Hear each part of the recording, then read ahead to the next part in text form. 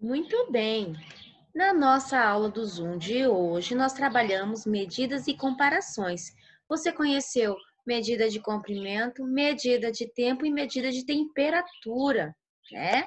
Depois disso, fizemos as atividades da página 115, 116 e 117. Olha só aqui na página 115.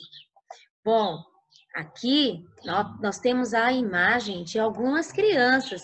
A professora, nós conversamos, né, que dá para medir de diversas formas. A gente pode utilizar a régua para medir o comprimento, podemos utilizar fita métrica, podemos utilizar a trena, podemos utilizar diversas formas. Tem essas que a professora falou, são as convencionais. E também tem o jeito não convencional, que é como as crianças estão fazendo, né?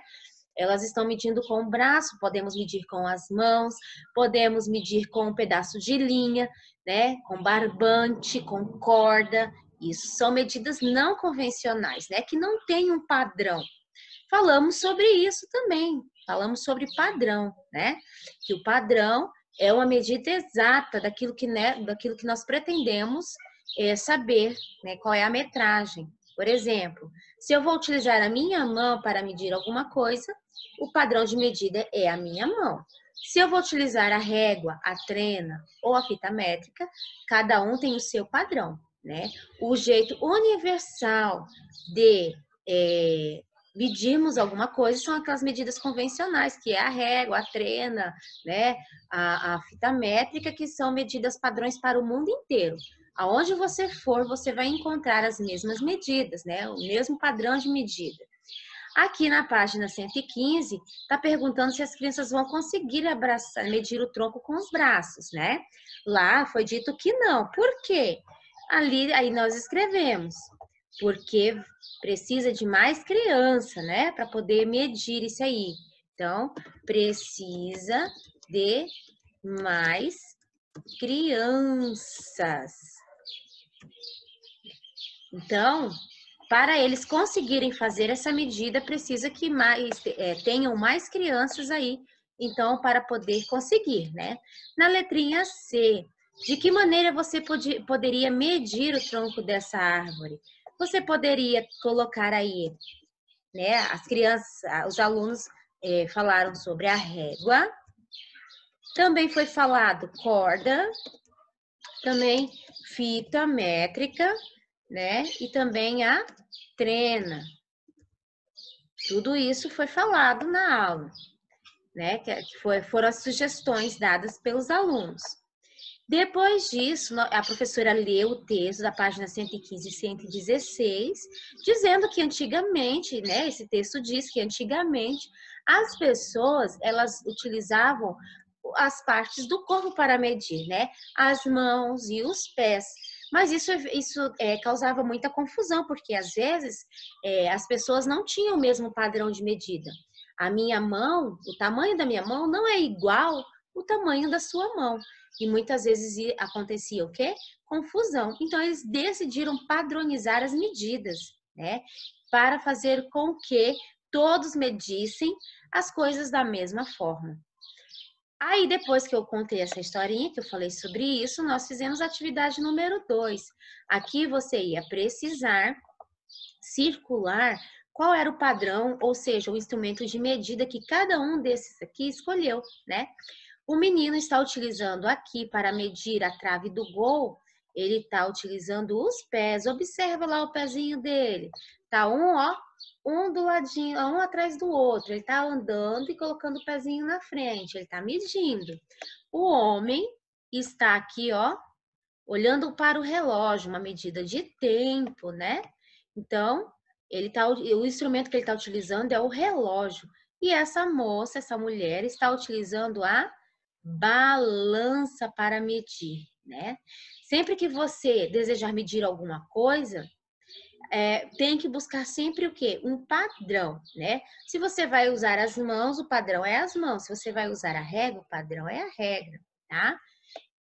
Bom, depois disso, nós temos aí as atividades da página 117. Lá na página 117, temos a historinha do rei. Essa história foi bem legal de se contar. Aqui está dizendo que lá na Inglaterra, isso é uma lenda, né? Conta-se, ou seja, ninguém sabe se é verdade. Conta-se que na Inglaterra, o rei Eduardo II estabeleceu o seu próprio pé como padrão de medida. Você já pensou? Tudo que fosse medido tinha que ter o tamanho do pé, né? O início tinha que ter o tamanho do pé do rei. Então, depois que o rei morreu, o pé padrão passou a ser o pé do novo rei e todos tiveram que usar a nova medida. Já pensou que confusão? Eles tiraram a medida, fez tudo conforme era o tamanho do pé do primeiro rei. Aí o rei morreu e aí veio o outro. E aí eles tiveram que fazer tudo de novo. Olha só quanto trabalho, né? Em nossos dias não é mais assim. Ainda bem, não é verdade? Pois existem padrões universais que facilitam a vida de todos. Depois que a professora leu sobre este assunto, fizemos a atividade de número 3. Aí a professora perguntou, né, quando o rei morreu, que problema as pessoas enfrentaram na hora de medir as coisas? Bom, a professora já explicou, né? Quando ele morreu, eles enfrentaram o quê? O problema era o quê? Que eles tiveram que se adequar ao novo padrão de medida do novo rei. Então, a medida foi o quê? Alterada, o padrão de medida, né? Esse foi o quê? O problema que eles tiveram. Tiveram que alterar o padrão de medida tudo de novo. Que trabalheira. E na letra B estava perguntando: o pé é o melhor padrão de medir o comprimento? Bom, não é verdade? Existem várias numerações de pé. Tem o pé número 36, tem o pé número 35, tem o pé número 24, tem o pé número 20, tem pé de todo tamanho, não é verdade? Então, o pé não é a melhor maneira de se medir, de se ter como padrão, né? Aí você tinha que escrever por quê? Aí você vai escrever sua resposta pessoal aí, tá bom? Depois disso, você tinha que escrever aqui embaixo, na linha pontilhada, né? Se você está perguntando se você conhece algum outro padrão de medidas. Bom, temos aí, de novo, né? A régua, temos a fita métrica, a professora vai escrever só a fita. Temos a trena.